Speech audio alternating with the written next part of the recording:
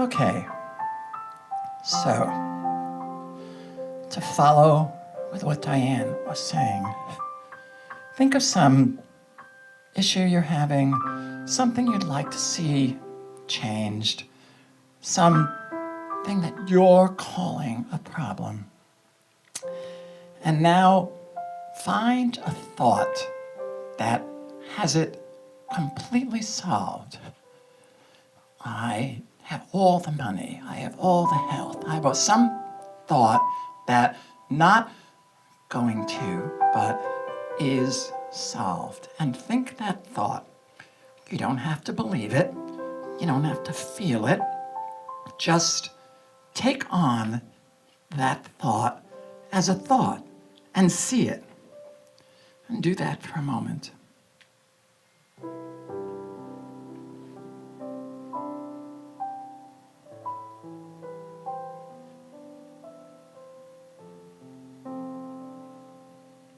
And now, as you continue to hold that thought, notice where your attention goes. Do you get uncomfortable sensations? Do you have the thought, no, that's not true, I can't have that? All of that is part of holding a thought. Include it. Don't push it away. But every time you notice you've left the thought, simply come back to the thought. So we'll take a few moments for you to hold the thought in silence and just notice where it goes, what goes on, and gently come back to the thought as a thought. Don't fight with the sensations. Don't fight with the other thoughts. Just keep coming back and notice and welcome everything that happens. And we'll go into the silence for a few moments.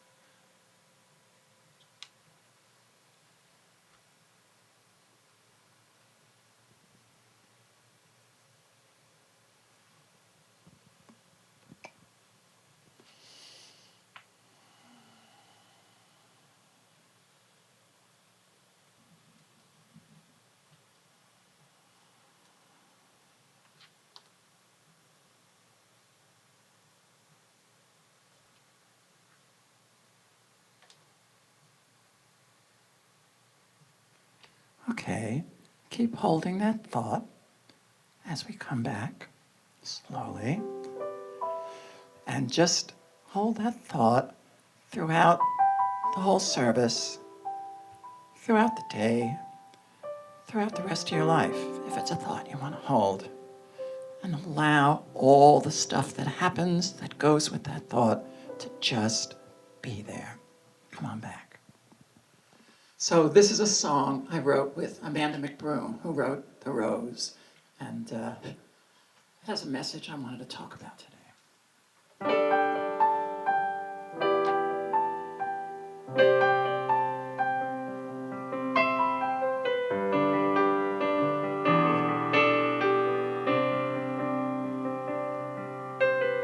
So many chances, so many questions, so many roads to take.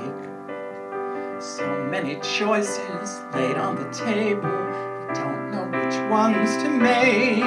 All the feelings, all the failures, we fight to rise above. If the choice is mine to make, I choose love.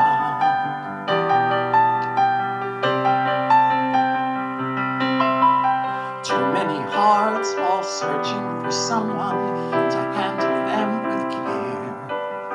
Too many souls so hungry and helpless, believing there's no one there to light the way in the darkness, like a white wings of a dove. If the wings are mine to give, I give love. It's too easy being cynical. It's not enough to just survive. The heroes are the ones who hope and keep the dream alive. The dream of all the people breathing together, sharing one time and space, searching the eyes of each passing stranger and finding the same sweet grace. It's a simple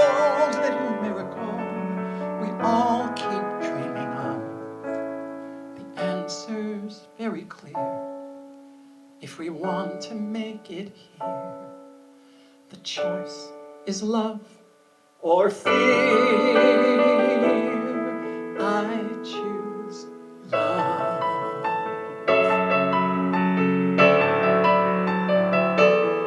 I choose love.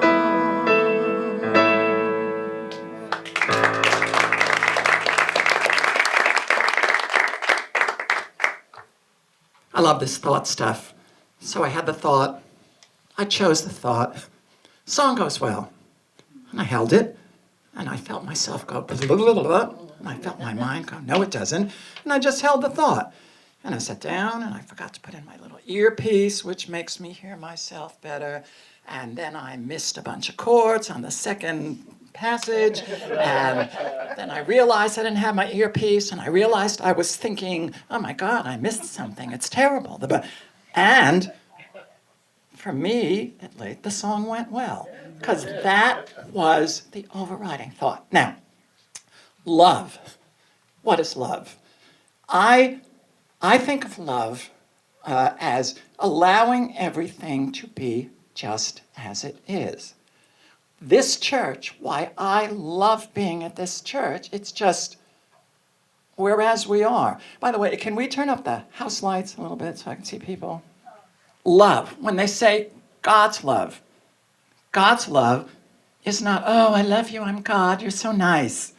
It's that however you are, it's okay, and that's what this church is. We're just here, it doesn't matter, we're having problems, we're whatever, we are here.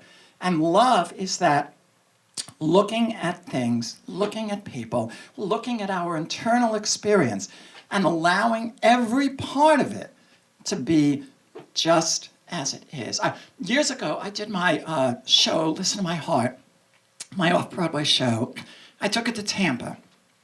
And we had a home in Tampa, and I loved Tampa. And it was my favorite production.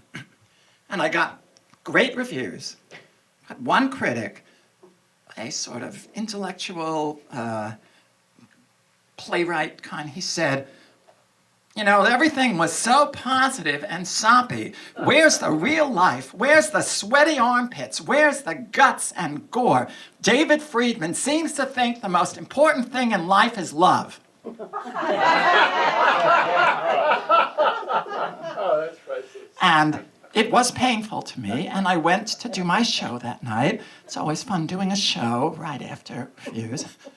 And the audience was filled with groups from U-nity of Tampa, U-nity of St. Pete, and U-nity of Clearwater. And they cried, and they screamed, and they stood, and I thought, as long as there are people in the world who don't get that love is the most important thing, I have to keep doing this, even if I don't get great reviews. So the thing is, in terms of our meditation, did you notice that the moment you took on the thought, funny feelings started to happen. Thoughts started to come in. No, that's not so. That's not, as you said, that Lisa, that when you took on the thought, I'm healthy, I am well, it doesn't mean that you're not going to have all these other thoughts. It's just they're part of it.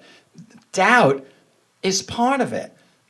Jesus said, why hast thou forsaken me? Pema Chodron, who's probably one of the greatest, a Buddhist nun, one of the greatest meditators, said, my meditation is just as messy as yours. I go all over the place. I don't know what I'm doing. I don't know what I'm thinking about.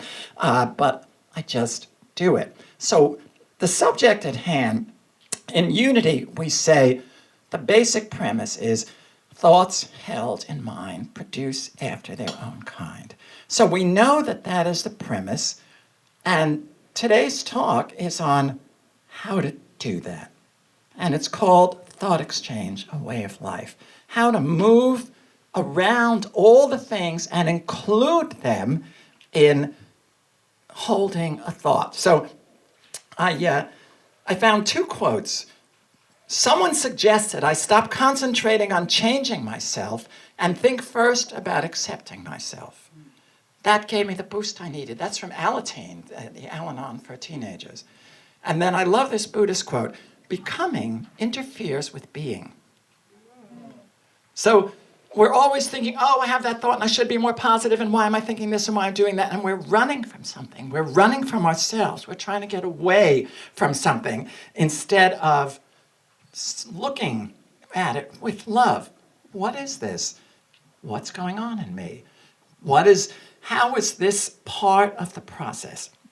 So, as many of you know, U-nity was founded by Myrtle Fillmore in the 1800s because she got a terminal diagnosis of tuberculosis. They said, you got 4 months to live, get your affairs in order.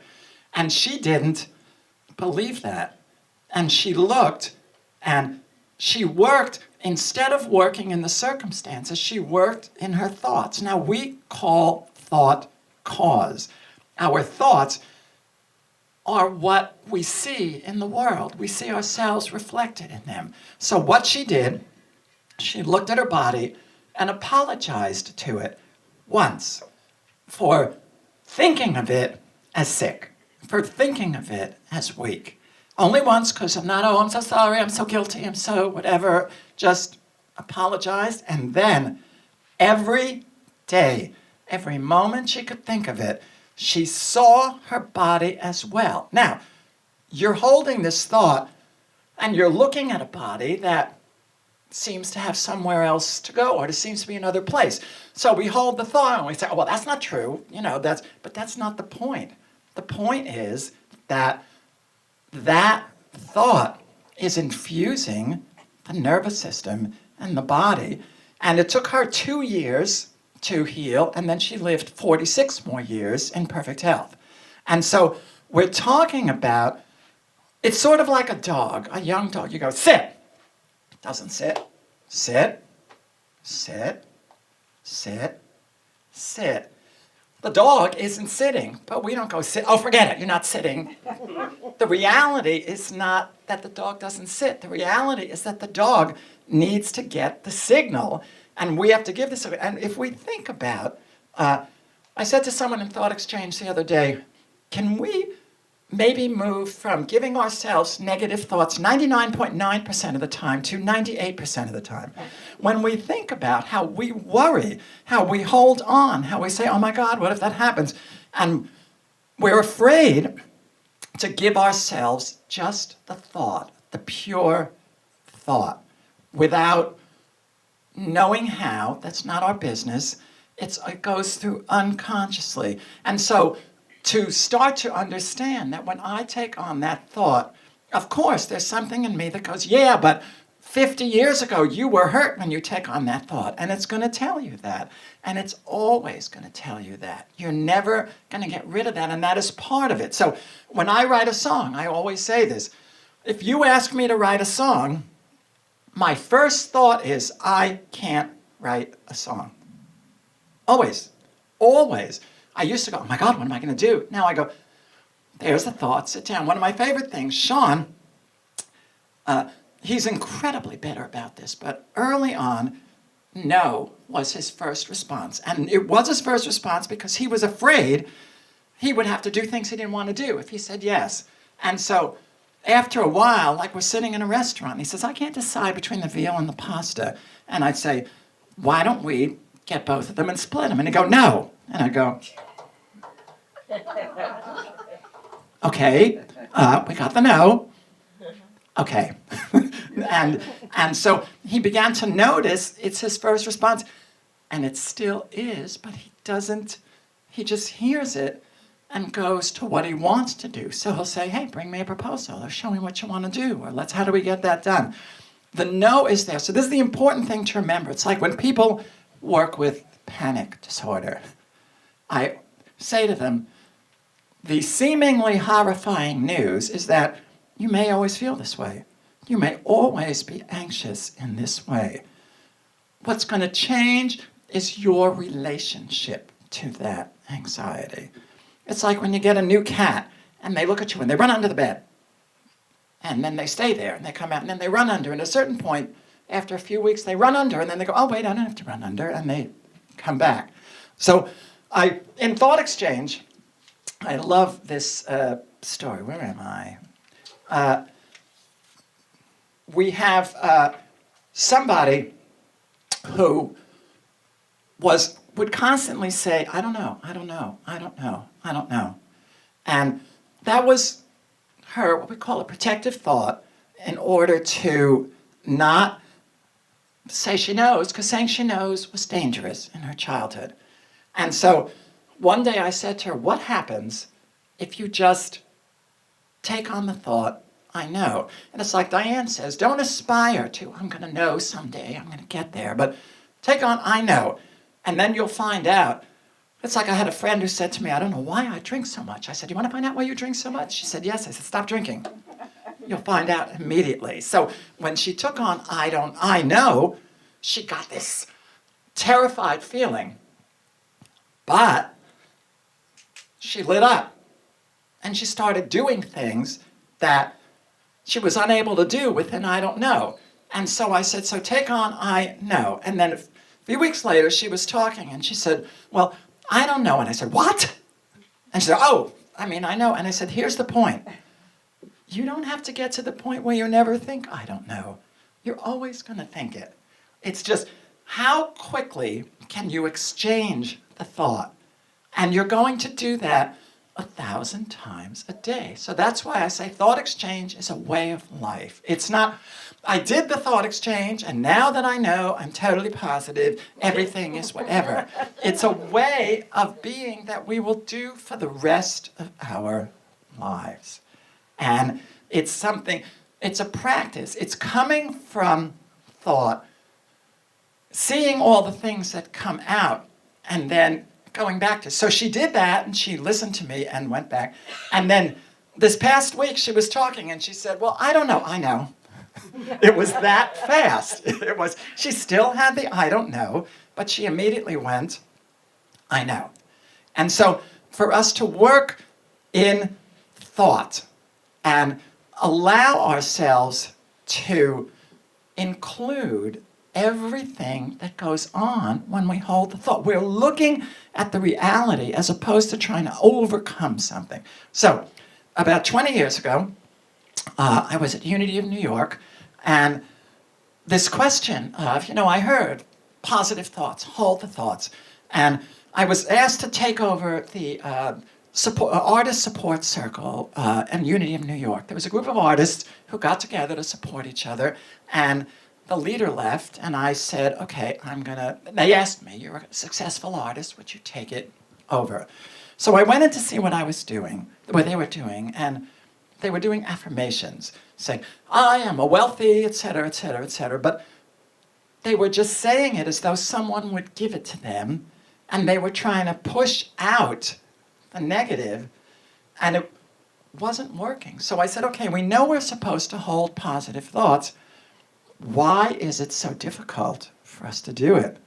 And I realized we came up with thought exchange, which is that when you take on a thought that has had trauma associated with it in the past, you feel uncomfortable.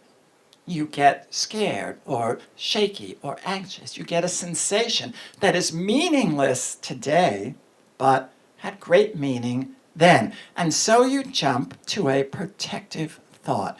You jump to a thought of, I can't do it, I can't have it, etc. And we will do that. We will take the thought on, have the sensation, go to the protective thought. That's all going to happen. But if we live in the protective thought, then we get the outcome we don't want. But if we keep saying, let me go back to my thought and get used to feeling the discomfort, it is, I'm sure you'll agree, it is uncomfortable to get up here and talk. It's really, and terrifying for crazy reasons. Like someone could say, oh, David, look, these people, who's going to hurt you? My little infant self does not know that. And it's screaming, watch out, and I don't even know why. So if I want to talk, I have to be with the discomfort and hold the thought and not wait for it to go away. So what happens is we're working in thought. We're working from thought, not from circumstances, not from the terrified place, from thought. And so when you do this, circumstances do not have to change. And one of my favorite stories, I was contemplating going to Al-Anon years ago, and I was on the road, and I was in Tulsa, and two friends who were in Al-Anon brought this woman who was in Al-Anon to dinner to talk to me.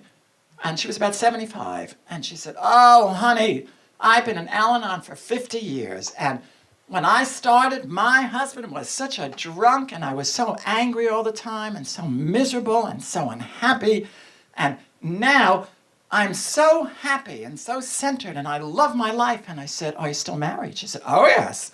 I said, "Does your husband still drink?" She said, "Oh, yes." So it had nothing to do with changing the circumstances. It had to do with her thought of happiness, her thought that I am centered, I am happy, I have my own life. You can't wait for that to change, because if you're watching that, your thought is actually in that. You know, when you conduct an orchestra, I recently found a book I wrote years ago. I never quite finished it. And it was called "The Orchestra is Always Playing What You're Showing Them." And when I worked for Disney, it was a great gift. When I conducted, they filmed me so that they could have my conducting for later. And when they played the orchestra back, they played me back. And I'd watch and go, "They're late, you're late. They don't know when to come in, you don't know when to come in. They're shaky, you're shaky." And so I'd never say to the orchestra, "Do this, watch me better." I'd say, "Let me try and show you." I once had my first violinist said, "Dave, could you clarify what you want in bar 100? And I said, "You mean the bar where I conducted so unintelligibly that you have no idea what I want? Let me see if I can show you better."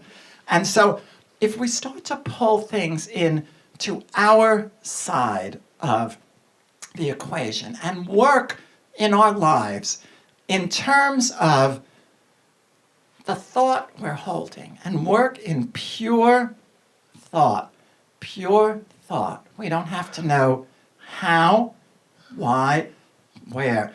Someone else in Thought Exchange was talking about he's in certain issues that he has to get out of, he has to do certain things, and he said, I have to learn to be a grown-up. And I said, "Okay, how about take on the thought, I am a grown-up." And that went blah, blah, blah. But then he realized a grown-up doesn't not feel anything when they do things. A grown-up goes, "Oh my God, this is terrifying, and I'm going to do it." A grown-up goes, "This is a mess." A grown-up goes, "When I confront them, I'm shaking in my boots," but they have the ability to do it. So the thought, just the thought, "I am a grown-up," caused a million different actions. Just the thought. So in U-nity, this is the great experiment. Can we say, "I'm just going to work in thought. And when I'm moved to do something, do it. And the minute I get confused or upset or something goes wrong, back to the thought. Hold the thought."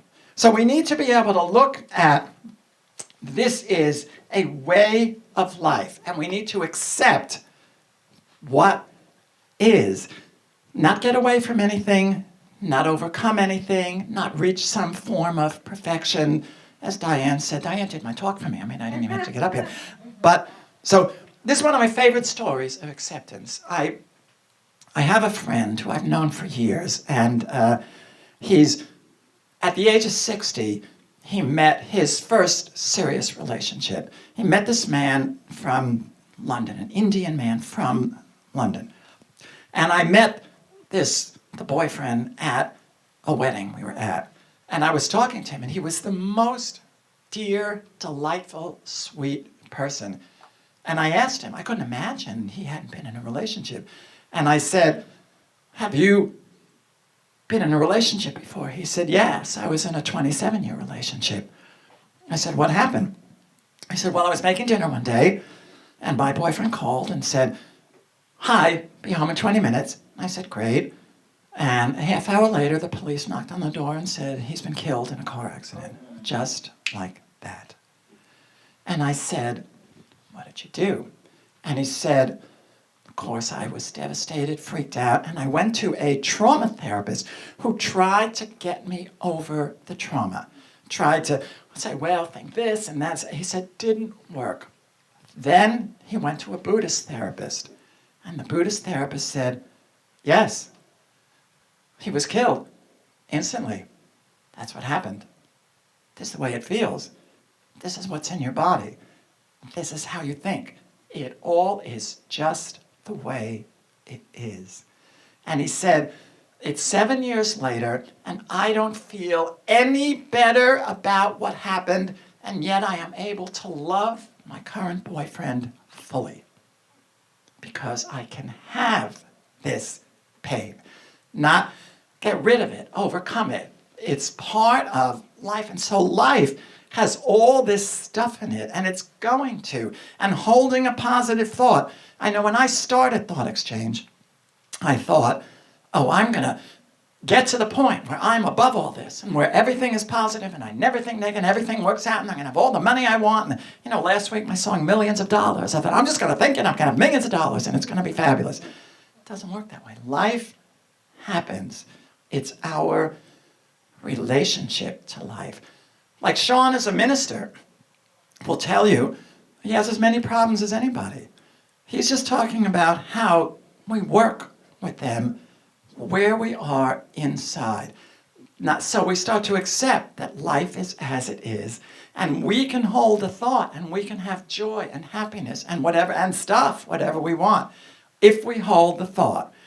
Now, there is a writer named Neville Goddard, and it's called 10 Audiobooks by Neville Goddard. It's one thing on Amazon.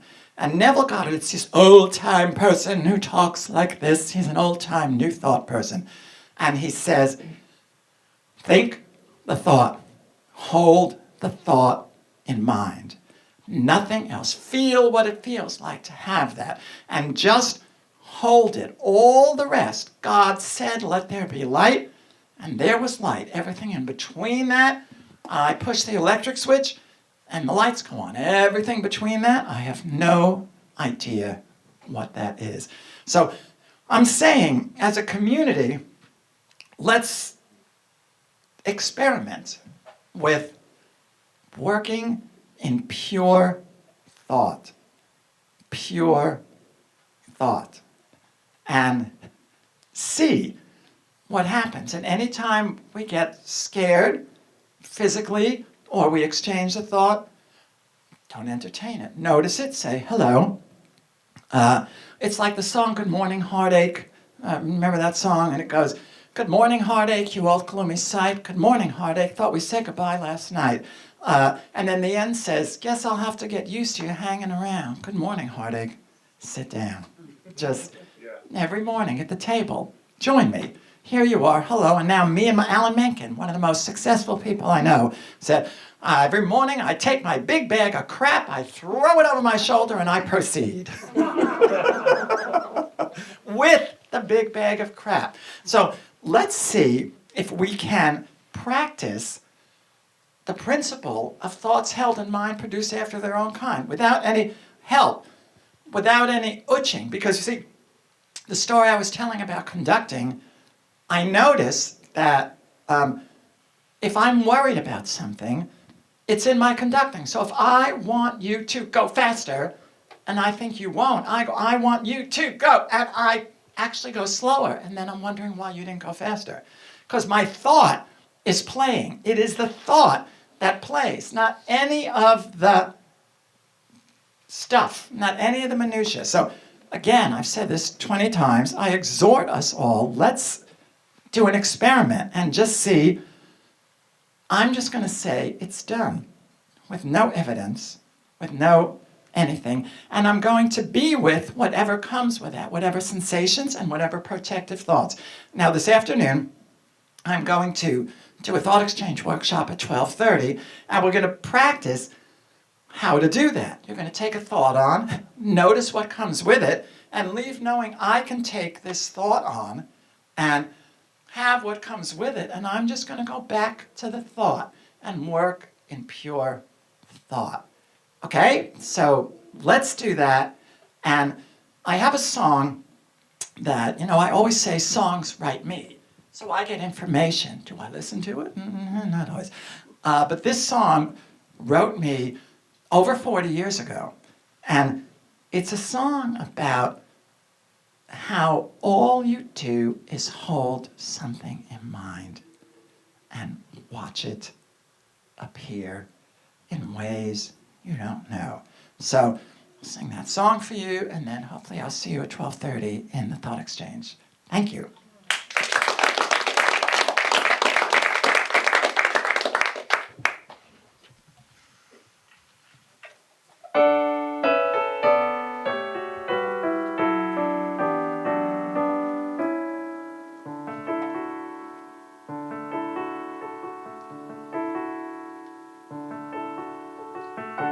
When I first met you, I knew that you were the one for me. I didn't know how to tell you, but I knew how it would be. We'd live in a house on a hill and spend our days making love. I didn't know how we'd get there. All I knew was what I was dreaming of.